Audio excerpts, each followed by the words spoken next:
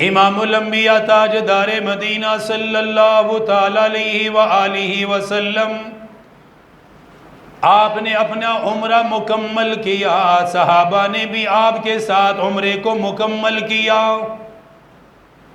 آپ کے ساتھ ہی انہوں نے بیت اللہ کا طواف کیا، آپ کے ساتھ ہی انہوں نے حجر اسود کا بوسہ دیا، آپ کے ساتھ ہی زمزم کا پانی پیا، آپ کے ساتھ ہی صفا مروہ کی سعی مکمل کی۔ صفا مروہ کی سعی مکمل کرنے کے بعد 2 رکعت نفل پھر ادا کیے۔ صحابہ کرام نے اپنے بال کٹوائے، جنہوں نے احرام کھولنا تھا ان کے لیے احرام کھولنے کی اجازت بھی عطا فرمائی۔ جو اسی احرام کے اندر حج کرنا چاہتے تھے ان کے لیے حج کی فضیلت بیان فرمائی کہ اسی احرام کے اندر حج کرنے والا اسے حج قران کا ثواب ملے گا۔ عمرہ اور حج ایک ہی احرام کے اندر کرنا اس کی بڑی فضیلت ہے، کیونکہ احرام کے دن زیادہ ہو جائیں گے، احرام کے اندر راتیں زیادہ ملیں گی، احرام کے اندر رات زیادہ ملے گی، اسی کپڑے کے اندر وقت زیادہ مل جائے گا، اللہ کے گھر میں رہنے کا موقع ملے گا۔ آپ نے وہ چادریں احرام کی نہیں کھولی، عمرہ ادا کرنے کے بعد سرکار مدینہ کے لیے جو خیمہ لگایا گیا، جس رہائش کا انتظام کیا گیا، آقا مدنی تشریف لائے، آپ نے کچھ آرام فرمایا، پھر مسجد حرام کے اندر نمازیں ادا کرتے رہے، وقتاً فوقتاً ملاقات بھی کرتے رہے، وہاں کے رہنے والوں سے ملاقات بھی فرمائی، باہر سے آنے والے قافلے ان سے بھی مسجد حرام کے اندر ملاقات کرتے، ان کے لیے مغفرت کی دعائیں فرماتے، انہیں اللہ کے دین کی تعلیم بھی دیا کرتے، سوالات کے جوابات بھی دیا کرتے، کوئی مسئلہ معلوم کرنا ہوتا آپ اس مسئلے کی وضاحت بھی فرما دیا کرتے۔ مسجد حرام کے اندر آپ نے کافی وقت گزارا، اپنے صحابہ کے ساتھ نمازیں ادا کی، مسجد حرام کے اندر ہی رہے۔ 7 ذی الحجہ کو آپ نے پہلا خطبہ دیا، مسجد حرام کے اندر ہی خطبہ دیا، جس میں حج کی فرائض کو بیان کیا گیا، حج کی فضیلت کو بیان کیا گیا، کیونکہ 8 ذی الحجہ کو باقاعدہ حج کا آغاز ہونے والا ہے، حج شروع ہونے والا ہے، اسی لیے ایک دن پہلے آپ نے حج کی تیاری کرنے کے لیے فرمایا، حج کے ارکان بیان فرمائے، حج کی فضیلت کو بیان فرمایا، اپنے صحابہ کے سامنے دین کی باتیں ذکر فرمائی، اللہ کے قرآن کا ذکر فرمایا، شریعت کے احکام کا ذکر فرمایا۔ یہ حج کے خطبات میں سب سے پہلا خطبہ ہے، 7 ذی الحجہ کو آپ نے خطبہ دیا،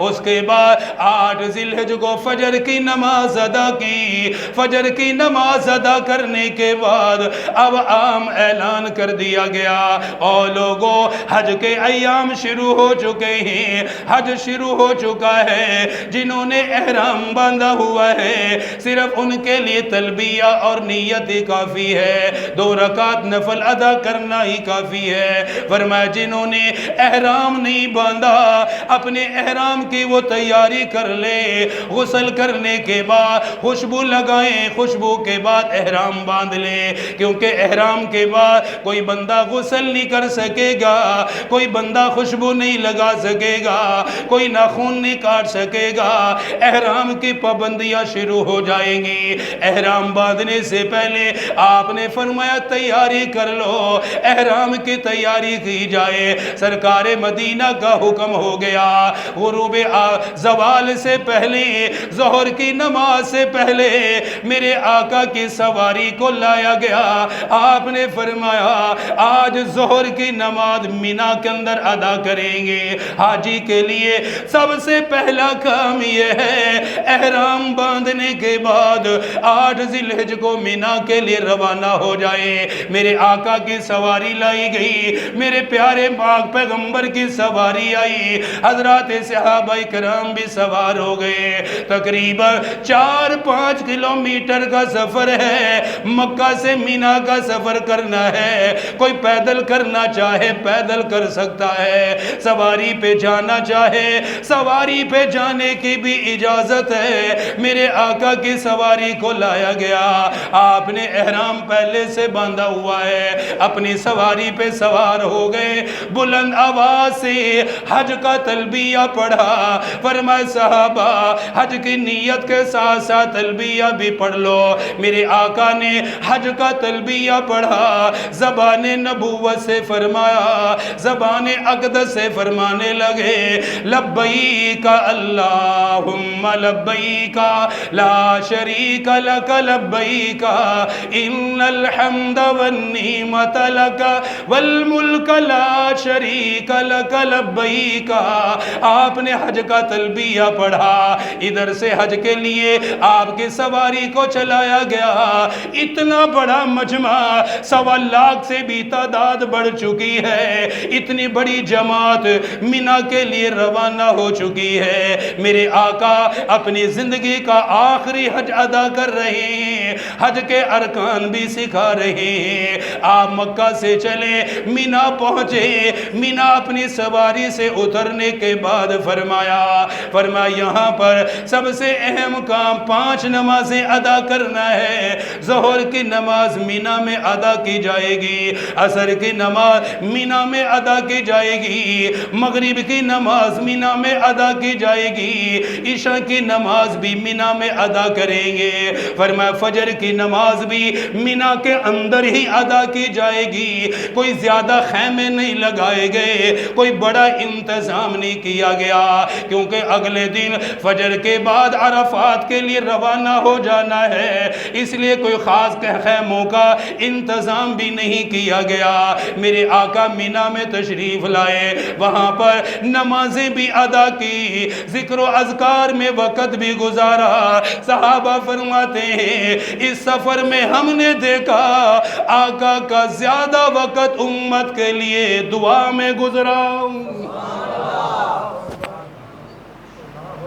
نماز ادا کرتے، نماز کے بعد اپنے خیمے میں چلے جاتے، کبھی وہیں بیٹھے رہتے، دعا کے لیے ہاتھ اٹھا لیا کرتے، دعاؤں میں اپنی امت کو یاد فرماتے، اور پھر 1 منٹ کی دعا نہیں، 2 منٹ کی دعا نہیں، 15 منٹ کی دعا نہیں، صحابہ فرماتے ہیں گھنٹوں گھنٹے دعا کے اندر گزر جایا کرتے۔ میرے آقا ہاتھ بلند کر لیا کرتے، کیونکہ آخری حج ہے، مینا کے اندر ہے، احرام کی حالت میں ہے، حج ادا کر رہے ہیں، امت کی فکر میں اتنا وقت گزارا، امت کے لیے ساری زندگی گزاری ہے، اب ان کے لیے دعائیں کر رہے ہیں۔ مینا کے میدان میں آپ نے 5 نمازیں ادا کی، مینا والی رات میں آپ نے امت کے لیے دعائیں فرمائی۔ صحابہ اکرام آرام کرنے کے لیے اپنے خیموں میں چلے گئے، لیکن میرے آقا اپنی امت کو یاد کرتے رہے، امت کی نجات کی فکر کرتے رہے، ان کی بخشش کے لیے دعائیں فرماتے رہے۔ صبح کو صحابہ اکرام کو فجر کی نماز پڑھائی، میرے آقا نے خود نماز پڑھائی، نماز پڑھانے کے بعد فرمایا زوال سے پہلے پہلے ہم نے عرفات کے میدان پہنچنا ہے، عرفات کے میدان کے لیے تیاری کر لو۔ صحابہ اکرام نے تیاری فرمائی، میرے آقا نے فجر کی نماز کے تھوڑی دیر کے بعد کچھ ناشتہ، کچھ کھانا کھانے کے بعد، کوئی پانی اور کھجور کھانے کے بعد میرے آقا عرفات کے لیے روانہ ہوئے۔ چونکہ 9 ذی الحج ہے، یوم عرفہ کا دن آ گیا، حج کا سب سے بڑا رکن ادا کیا جائے گا۔ آپ پھر سواری پہ سوار ہوئے، عرفات کے میدان میں جا رہے ہیں، عرفات کے میدان کی طرف روانہ ہوئے، صحابہ کرام کی جماعت بھی ساتھ چل رہی ہے۔ زوال سے پہلے میرے آقا عرفات کے میدان میں آئے، بڑا لمبا میدان ہے جہاں پہ آج مسجد نمرہ ہے، اس جگہ پر میرے آقا کا خیمہ لگایا گیا، میرے آقا کے رہنے کا انتظام کیا گیا۔ زوال کے بعد میرے آقا نے خطبہ دیا، عرفات کے میدان میں خطبہ دیا، ایسا تاریخی خطبہ دیا گیا، امت کو سمجھایا گیا، دین کے بارے میں بتایا گیا، زندگی گزارنے کے اصول بتائے، زندگی کیسے گزارنی ہے، ایک دوسرے سے معاملات کیسے کرنے ہیں۔ عرفات کے میدان میں سب سے زیادہ زور معاملات پر دیا گیا، اپنے معاملات کو درست رکھنا ہے، اپنے معاملات کو صحیح گزارنا ہے۔ عرفات کے میدان میں جو آپ نے خطبہ دیا اس میں 10 اہم ترین باتیں بیان فرمائی۔ سب سے پہلے فرمایا میرے صحابہ، میں نے تمہارے درمیان اخوت کا رشتہ قائم کیا ہے، بھائی چارے کا رشتہ قائم کیا ہے۔ مسلمان کا بھائی ہے، مسلمان اپنے مسلمان کو کبھی تکلیف نہیں دیتا، اس کی جان اور مال کی حفاظت کرتا ہے۔ سب سے پہلے رشتہ بیان کیا، کیونکہ قرآن نے بھی ہمارے بارے میں فرمایا انما المؤمنون اخوۃ، سارے مسلمان بھائی بھائی ہیں۔ فرمایا ہر مسلمان بھائی ہے، ایک جسم کی مانند ہے۔ اتنا اہم رشتہ بیان فرمایا سارے مسلمان ایک جسم کی مانند ہے، جسم کے ایک حصے میں تکلیف ہو باقی حصہ بھی تکلیف محسوس کرتا ہے۔ فرمایا اگر کوئی ایک مسلمان پریشان ہو تمہارے ذمے ہے اس کی پریشانی کو دور کرو۔ یہ عرفات کا میدان، اور یہاں پر تاریخ کا سب سے بڑا خطبہ، اتنا زبردست خطبہ کہ اس کے 10 اہم نکات یہ باہر براندے میں ایک کونے میں لکھ کے لگے بھی ہوئے ہیں۔ یہ سامنے براندے کے باہر اس دروازے کے ساتھ ہی چارٹ لگا ہوا ہے جس پہ 10 اہم نکات لکھے بھی ہوئے ہیں، اور یہ میں نے پچھلے سال غالباً انہی دنوں میں لکھ کے لگائے تھے۔ یہ پچھلے سال انہی دنوں میں، مجھے نہیں معلوم کہ آپ میں سے کس کس نے پڑھے ہیں، کون دیکھتا ہے کون نہیں دیکھتا۔ ہمارے ذمے تو ہے کہ پڑھ بتانا بھی ہے اور آپ کو خبر بھی دینی ہے کہ سرکار مدینہ نے اس آخری خطبہ عرفات کے میدان میں جو خطبہ دیا اس میں کیا وصیتیں فرمائی ہیں۔ ہونا تو یہ چاہیے کہ ہر مسلمان کو یاد ہو، ہمیں معلوم ہو کہ ہمیں کیا ہدایات دی ہے۔ کیا فرمایا؟ اخوت، بھائی چارہ، تم سارے آپس میں کیا ہو؟ بھائی بھائی ہو۔ ایک دوسرے کا فرمایا خیال کرنا، ایک دوسرے کی رعایت کرنا، نقصان مت پہنچانا کسی کو۔ کیا آج ہم سارے بھائی بھائی بن کے رہ رہے ہیں؟ کیا ہم نے حضور کی اس نصیحت پہ عمل کیا ہوا ہے؟ یہاں تو سگا بھائی سگے بھائی کا حق ادا نہیں کرتا۔ مسلمان تو دور کی بات ہے، اگر سگے بھائی سے فراڈ کرنے کا موقع مل جائے تو اسے نہیں چھوڑتا وہ، کبھی اس کی زمین بیچ دے گا، کبھی اس کے پیسے کھا جائے گا، کبھی کچھ گڑبڑ کر جائے گا۔ جبکہ عرفات کے میدان میں فرمانے سارے مسلمان بھائی بھائی ہو، ایک جسم کی مانند ہو۔ جیسے بندہ اپنے جسم کا خیال کرتا ہے ایسے ہی ہر مسلمان دوسرے مسلمان کا خیال کرے۔ دوسرے نمبر پہ فرمایا مساوات، برابری۔ کسی فرمایا گورے کو کالے پر، امیر کو غریب پر کوئی فضیلت نہیں ہے۔ اللہ کے ہاں تو لوگوں کا مرتبہ تقوی کی بنیاد پر ہوتا ہے۔ اللہ کے ہاں کسی کی شکل و صورت، مال و دولت فضیلت کا سبب نہیں ہے۔ مال کی وجہ سے اللہ کے ہاں کوئی درجہ نہیں پا سکتا، دولت سے کوئی اللہ کے ہاں درجہ نہیں پا سکتا، ظاہری خوبصورتی سے بھی کوئی اللہ کے ہاں مقام اور مرتبہ نہیں پا سکتا۔ کیوں؟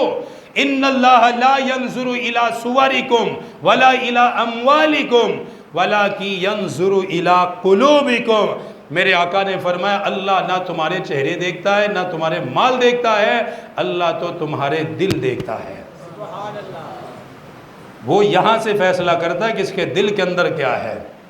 اس کے دل میں تقوی ہے، ڈر ہے، خوف ہے، اللہ کی اطاعت ہے، فرمانبرداری ہے، کالا ہے، غریب ہے، محتاج ہے، کچھ بھی ہے، اللہ کے ہاں یہ سب سے بڑا فضیلت والا ہے۔ حضرت بلال رضی اللہ تعالیٰ عنہ رنگ کے کالے ہیں، رنگ کے کالے ہیں اور آزاد بھی نہیں، غلام تھے، کہاں سے؟ حبشہ سے آئے، لیکن وہی کالے رنگ کا بلال بیت اللہ کی چھت پہ کھڑا ہو کے اذان دیتا تھا۔ وہی کالے بلال جب مکہ مدینہ کی گلیوں میں چلتے تھے، چلنے کی آواز جنت میں سنائی دیتی تھی۔ اللہ چہروں کو نہیں دیکھتا، اللہ مال کو نہیں دیکھتا، اللہ تقوی دیکھتا۔ اس کے دل کے اندر، اس کے اندر کیا چیز ہے، یہ اللہ سے کتنا ڈرتا ہے، اس کی بنیاد پر اللہ فضیلت عطا کرتا ہے۔ اسی لیے کیا فرمایا، مساوات، برابری، تمہارے ساتھ جو بھی رہ رہا، کوئی غریب ہے، کوئی محتاج ہے، فرمایا اس کی رعایت کرنی چاہیے۔ ایک اور حدیث میں فرمایا کہ مسلمان تو وہ ہے جو اپنے لیے پسند کرے وہی دوسرے کے لیے پسند کرے، جو اپنے لیے چاہتے ہو وہی دوسرے کے لیے چاہو۔ اپنے لیے سایہ چاہتے ہو تو غلام ماتحت اس کے لیے بھی سائے کا انتظام کرو۔ تمہیں بھی پیاس لگتی ہے، تمہارے ملازم ہیں ان کے بھی پینے کا انتظام کرو۔ تمہیں بھوک لگتی ہے تو جو تمہارے ماتحت ہیں انہیں بھی بھوک لگتی ہے، ان کی بھی رعایت کرو۔ یہاں تو جو حاکم بنتا ہے وہ ایسا فرعون بنتا ہے کہ وہ تو اگر اس کے بس میں ہو تو اپنے ملازم کو پانی پینے کی بھی اجازت نہ دے، جبکہ سرکار کیا فرماتے ہیں، مساوات، رعایت، ایک دوسرے کا خیال، ایک دوسرے کی ہمدردی، جو تمہاری حاجت ہے وہ اس کی بھی حاجت ہے، جو تمہاری ضرورت ہے وہ اس کی بھی ضرورت ہے، تمہارے اندر جذبات ہے اس کے اندر بھی ہے، تمہیں بھی بے عزتی محسوس ہوتی اسے بھی ہوتی ہے، تمہیں گالی دے برا لگتا ہے، تم ملازم کو دیتے اسے بھی برا لگتا ہے، تمہارے ساتھ کوئی بدتمیزی کرے تکلیف ہوتی ہے، جن سے تم بدتمیزی کرتے ہو ان کو بھی تکلیف ہوتی ہے، وہ بھی انسان ہیں، وہ بھی اللہ کے بندے ہیں، ان کے اندر بھی احساس ہے۔ یہ ساری چیزیں میرے آقا سمجھا رہے ہیں، فرمایا مساوات کا خیال کرنا، کبھی اپنے آپ کو بڑا سمجھ کے چھوٹوں پہ ظلم مت کرنا، کبھی اپنے آپ کو آزاد سمجھ کے غلاموں پہ ظلم مت کرنا۔ یہ ساری چیزیں میرے آقا نے فرمائی۔ تیسرے نمبر پہ حسن سلوک، اچھا برتاؤ، اسی کے ضمن میں اچھا برتاؤ کرنا ہے۔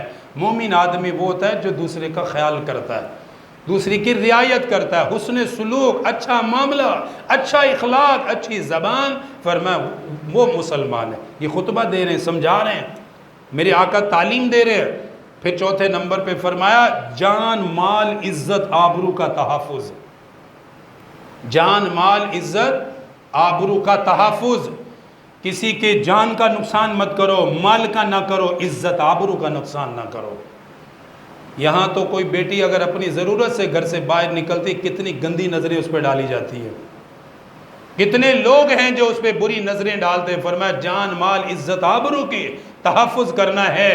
آج یہ کسی کی بیٹی ہے، ہماری بھی بیٹیاں ہیں، ہماری بھی عورتیں ہیں، جیسے اس کی عزت ہے ہماری بھی عزت ہے، اس پہ غلط نگاہ ڈالنا، غلط سوچنا، غلط رویہ اختیار کرنا، اپنے آپ کو اس درجے میں رکھ کے سوچنا ہے کہ میرے ساتھ اگر یہ ہو تو میرے دل پہ کیا گزرے گی۔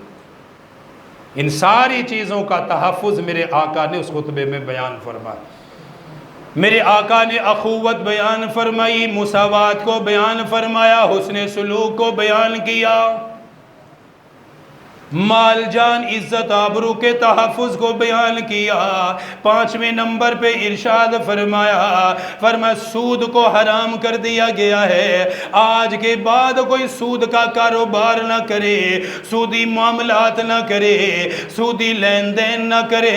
اتنے بڑے خطبے میں بات فرمائی کیونکہ 1.25 لاکھ سے بڑی جماعت ہے، صحابہ اکرام کی جماعت ہے، اس لیے آپ نے ان چیزوں کو بیان کیا۔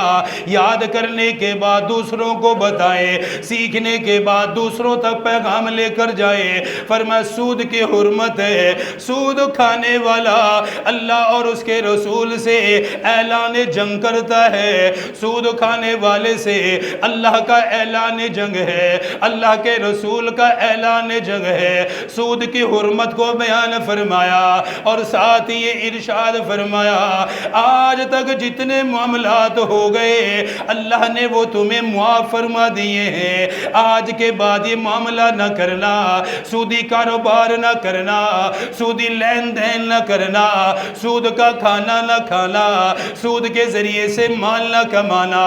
آپ نے فرمایا آج تک جو ہوا اللہ نے معاف کر دیا، آج کے بعد کوئی غلطی نہ کرے، آج کے بعد یہ کوئی حرام مال نہ کمائے۔ میرے آقا نے سود کے بارے میں فرمایا، پھر اس کے بعد ذکر کیا، فرمایا اے لوگو اپنی خواتین کا خیال کرنا، بیویوں کے متعلق فرمایا، عورتوں کے متعلق الگ سے فرمایا۔ آج ہماری بہنیں جو سڑکوں پہ نکل کے اپنے حقوق کا مطالبہ کرتی ہیں، یہ اتنی نادان ہیں، اتنی ناواقف ہے، انہیں کیا خبر تاجدار مدینہ عرفات کے میدان میں بھی ان کو یاد فرما رہے ہیں، ان کے حقوق کو ذکر فرما رہے ہیں، ان کے متعلق اپنے صحابہ کو ہدایات دی جا رہی ہیں۔ فرمایا عورتوں کا خیال کرنا، اپنی بیویوں کا خیال کرنا، فرمایا ان کے کھانے کا خیال کرنا، ان کے پینے کا خیال کرنا، ان کے پہننے کا خیال کرنا، ان کی عزت و آبرو کی حفاظت بھی کرنا، ان کو بے وجہ نہ مارنا، مارنے پر بھی سختی سے منع فرمایا، گالم گلوچ دینے سے بھی منع فرمایا۔ میرے آقا نے ایک موقع پہ ارشاد فرمایا ان کو مارا نہ کرو، انہیں گالیاں نہ دیا کرو، رات کو ان سے خواہش بھی پوری کرتے ہو، اپنی حاجت بھی پوری کرتے ہو، تمہاری اولاد کا سبب بھی ہے، تمہاری اولاد کا ذریعہ بھی ہے، بتاؤ اس سے زیادہ حقوق کون بیان کرنے والا، اس سے زیادہ درجہ کون دینے والا ہے؟ میرے آقا عرفات کے میدان میں سمجھا رہے ہیں، عرفات کے میدان میں بتا رہے ہیں، ساتھ ہی یہ ارشاد فرمایا، فرمایا یاد رکھنا قیامت کے دن اللہ ان کے بارے میں سوال بھی کرے گا، بتاؤ تم نے ان کا حق ادا کیا یا نہیں کیا، ان کے ساتھ کیسا برتاؤ کیا ہے، ان کے ساتھ کیسا رویہ رکھا ہے، اللہ اس کے متعلق سوال بھی کرے گا۔ خواتین کے حقوق بیان فرمائے، پھر ساتھ ہی آپ نے خواتین کو مخاطب کر کے بھی فرمایا، فرمایا اپنے مردوں کا خیال کرنا ہے، ان کی عزت کا خیال کرنا ہے، دونوں کے لیے تنبیہ فرمائی، فرمایا دونوں ایک دوسرے کی رعایت کرنا، ایک دوسرے کی رعایت کر کے زندگی گزارنا، ایک دوسرے کے ساتھ درگزر بھی کر دینا، معاف بھی کر دینا، انسان سمجھ کے معاف کر دیا کرو، انسان سمجھ کے درگزر کیا کرو۔ خواتین کو بھی سمجھایا، مردوں کو بھی سمجھایا، بہترین زندگی کا اصول بیان کر دیا کہ جب اتفاق رہے گا گھر کے اندر امن آئے گا، گھر کے اندر سکون پیدا ہوگا، گھر کے اندر راحت ملے گی۔ اگر ایک دوسرے کی رعایت نہیں کریں گے گھر میں سکون نہیں ملے گا، گھر کے اندر راحت نہیں ملے گی۔ میرے آقا نے تنبیہ فرمائی، اس کے ساتھ ساتھ ارشاد فرمایا، فرمایا لوگو اپنے نسب کا بھی خیال کرنا، اپنی آل اولاد کا بھی خیال کرنا، اپنے نسب کی بھی حفاظت کرنی ہے، اپنے نسب کو اپنے آبا و اجداد کی طرف منسوب کرنا، نسب کسی غیر کی طرف منسوب کرنا۔ میرے آقا نے اس کے متعلق بھی تنبیہ فرما دی، فرمایا لوگو ساری زندگی اپنے نسب کی حفاظت کرنا، جس کے بیٹے ہو اس کی طرف نسبت۔ اسی لیے یہ ایک اہم مسئلہ، وقت تو کم ہے میں بیان کر دیتا ہوں، اگر کوئی بچہ گود لے کر پالا جائے تو اس کی نسبت بھی بندہ اپنی طرف نہیں کر سکتا، اس کو بیٹا تو کہہ سکتا ہے، وہ بھی اس کو باپ کہہ سکتا ہے، احتراماً پالا ہے رکھا ہے، لیکن اندراج میں ولدیت میں اپنا نام نہیں دے سکتا۔ ادعوہم لآبائہم، قرآن میں اللہ نے واضح فرمایا کہ جو جس کی اولاد ہے نسبت اسی کی طرف کرنی پڑے گی۔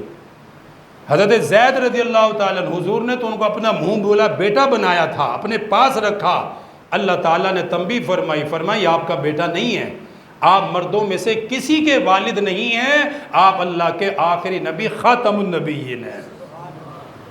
نفی فرما دی کہ آپ کا بیٹا نہیں ہے، ویسے احتراماً کہتے ہیں وہ ٹھیک ہے، لیکن آئندہ وہ اپنا نام زید بن محمد نہ لکھے، منع کیا گیا۔ یہ تنبیہ ہے کہ اپنے نسب کی حفاظت کرنا۔ آج مسئلہ سمجھ لیں، لوگ اپنے نسب کو، ہر دوسرا بندہ سید ہے، ہر تیسرا بندہ سید ہے، ہر بندہ شوق سے سید لکھتا نام۔ آپ کو پتہ ہے سید کا مطلب کیا ہوتا ہے؟ رسول اللہ کا گھرانہ، رسول اللہ کا خاندان، رسول اللہ کا نسب۔ جن کے پاس پروف نہیں، جن کے پاس دلیل نہیں، جن کے پاس علم نہیں، اپنے آپ کو چھپانے کے لیے ساتھ سید لگا دیتے۔ قیامت کے دن ان سب کے گریبان ہوں گے، حضور پکڑ پکڑ کے جہنم میں پھینکیں گے ان کو۔ آخری خطبے میں فرما رہے اپنا نسب بدلنا نہیں ہے، اس کا خیال کرنا ہے۔ ہر بندہ سید بن گیا، ہر بندہ ہی سید بن گیا۔ آپ یقین مانیں، مجھے کئی مرتبہ اس میں غصہ بھی آتا ہے کہ جو بندہ کہتا ہے نا سید، 2 منٹ میرے پاس بیٹھ جائے، میں 2 منٹ میں بتا دوں گا یہ سید ہے کہ نہیں ہے، صرف 2 منٹ کافی ہیں۔ سید ایک سلسلہ ہے، سید ایک نسب ہے، سید کی ایک لڑی ہے۔ بھئی تیرے آبا و اجداد میں کون ہے؟ تیرے بزرگوں میں کون ہے؟ کہاں سے تیرا سلسلہ گزرتا ہے؟ کس بزرگ سے تیرا سلسلہ کہاں سے گزر کے جاتا ہے؟ کوئی معلوم نہیں ہوتا۔ بس 50-60 سال سے بس سید ہے جی، بس ہم ہیں سید ہیں۔ نہیں، اپنے نسب کی ناراض نہ ہوئیے۔ میرے آقا خطبے میں فرما رہے ہیں اپنے نسب کی حفاظت کرو۔ آج اگر کوئی غلطی کر رہا ہے اس کو سدھار لو، قیامت کے دن اس کے لیے بڑی مصیبت کھڑی ہو جائے گی۔ کیونکہ حضور آخری خطبے میں فرما رہے نسب کو نہیں بدلنا، خاندان کو نہیں بدلنا، جس میں اللہ نے پیدا کیا بس اسی پہ خوش رہنا ہے۔ لوگ بدل لیتے، ہر بندہ ہی اپنا۔ بہرحال سرکار مدینہ صلی اللہ علیہ وسلم نے خطبہ دیا، پھر آخری بات توجہ ہے تو بہت طویل۔ اسی عرفات کے میدان میں صحابہ کو اپنے متعلق فرمایا کہ مجھے یہ بتاؤ، توجہ کریں، کون کہتا ہے یار اپنے بارے میں ایسا؟ فرمایا مجھے بتاؤ کیا میں نے تم تک دین پہنچایا کہ نہیں پہنچایا؟ یہ کیسے جملے ہیں کہ صحابہ پر کیا گزری ہوگی جب حضور نے یہ فرمایا کہ جنہوں نے پتھر کھاتے ہوئے دیکھے ہیں، جنہوں نے حضور کے دندان مبارک شہید دیکھے ہیں، وہ سرکار مدینہ فرما رہے کہ بتاؤ کہ میں نے تم تک اللہ کا دین پہنچایا کہ نہیں پہنچایا؟ صحابہ کرام کی ہچکیاں بند گئی ہوں گی، عرض کرنے لگے ساری جماعت با یک زبان ہو کر، یا رسول اللہ صلی اللہ علیہ وسلم، آپ نے صرف دین پہنچایا نہیں، پہنچانے کا حق ادا کر دیا ہے۔ جواب اتنا خوبصورت دیا کہ آپ نے صرف دین پہنچایا نہیں، آقا ہم نے دیکھا ہے کہ آپ نے دین پہنچانے کا حق ادا کر دیا ہے۔ کوئی کسی کے لیے اتنی محنت نہیں کرتا، کوئی کسی کے لیے اتنی مار نہیں کھاتا، کوئی کسی کے لیے اتنی مجاہدہ برداشت نہیں کرتا جتنا کچھ آپ نے اپنی امت کے لیے برداشت کیا ہے۔ آپ نے حق ادا کر دیا ہے۔ عرفات کے میدان میں خطبہ دیا، آپ وہاں پر رہے، پھر وہاں ظہر اور عصر کی نماز خطبے کے بعد 1 اذان اور 2 اقامت کے ساتھ اکٹھی ادا فرمائی۔ عرفات کے میدان میں ظہر عصر 1 اذان ہوتی ہے، 2 اقامتیں ہوتی ہیں۔ پہلے ظہر ہوگی، پھر اس کے فوراً بعد سنتوں کے بغیر اقامت ہوگی، پھر عصر کی نماز، پھر وہاں سے پھر مزدلفہ، پھر وہاں جا کر مغرب عشاء کی 2 نمازیں اکٹھی ادا ہوتی ہیں۔ اللہ